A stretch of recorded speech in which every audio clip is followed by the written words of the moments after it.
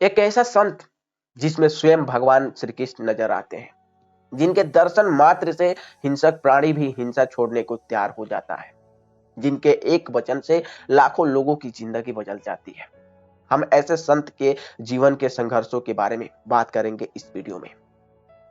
नमस्कार दोस्तों, हम इस वीडियो में वृंदावन के महान संत प्रेमानंद जी महाराज के बारे में बात करेंगे, जिन्हें स्वयं भगवान श्री कृष्ण का अवतार कहा जाता है, जिनके दर्शन मात्र से मानव का कल्याण संभव हो जाता है।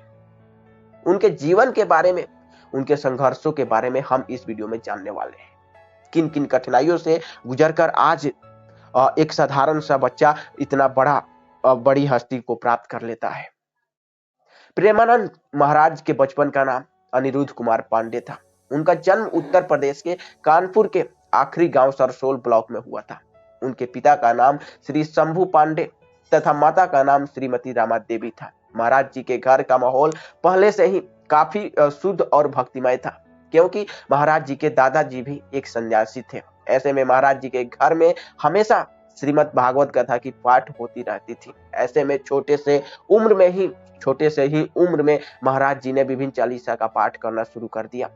जब वो 5वीं कक्षा में थे, तब से ही वेदों को पढ़ना शुरू कर दिया था। ऐसे में छोटे से उम्र में ही महाराज जी अपने अंदर छुपी आध्यात्मिक चिंगारी को तीव्र कर दिया।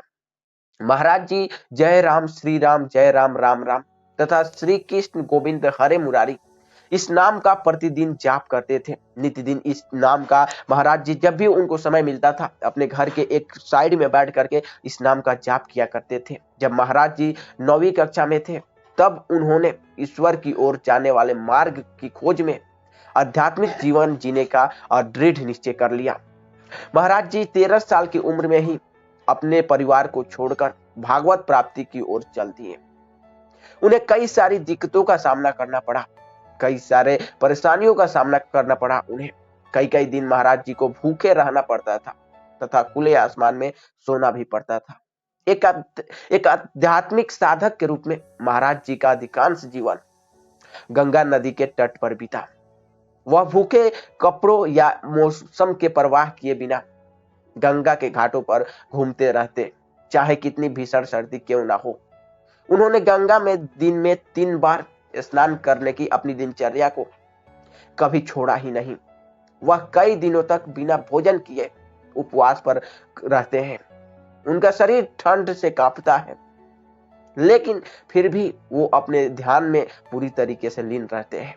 संन्यास के कुछ वर्ष बाद ही महाराज जी को भगवान शिव का आशीर्वाद प्राप्त होता है। एक दिन बनारस में एक पेड़ के नीचे ध्यान करते समय श्री श्याम की कृपा से वृंदावन की महिमा की ओर अचानक बाबा आकर्षित हो गए। बाद में एक संत की प्रेरणा ने उन्हें रास लीला में भाग लेने के लिए राजी किया। उन्होंने 1 महीने तक रास लीला में भाग लिया। इन लीलाओं का असर महाराज जी पर कुछ इस कदर हुआ कि महाराज जी ने जैसे ही इस लीला का मंचन बंद हुआ, बनारस से सीधे मथुरा के लिए ट्रेन में चढ़ गए। और तब उन्होंने सोचा शायद नहीं था कि वृंदावन उनका दिल हमेशा के लिए चुरा लेगा। महाराज जी शुरुआती दिनों में वृंदावन की परिक्रमा तथा बांके बिहारी जी का दर्शन किया करते थे। तब एक दिन एक संत ने उन्हें बताया कि उन्हें श्री राधा वल्लभ मंदिर भी अवश्य देखना चाहिए। यहीं पर महाराज जी को राधा वल्लभ संप्रदाय के शरणागत मंत्र से दीक्षा दी गई।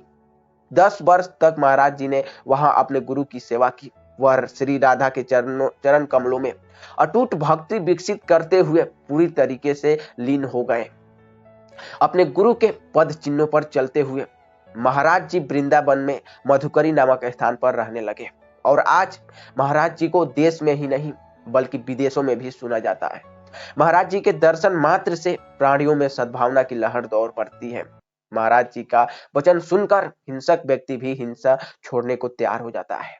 देश के कई सारे लोग महाराज जी के वचन सुनने के लिए वृंदावन आते हैं, दर्शन करते हैं। हाल ही में महाराज जी से मिलने विराट कोहली, अनुष्का शर्मा आए थे, महाराज जी के दर्शन करने आए थे। और इतना ही नहीं, देश भर के तमाम बड़े सेलिब्रिटीज भी महाराज जी के दर्शन करने आते हैं।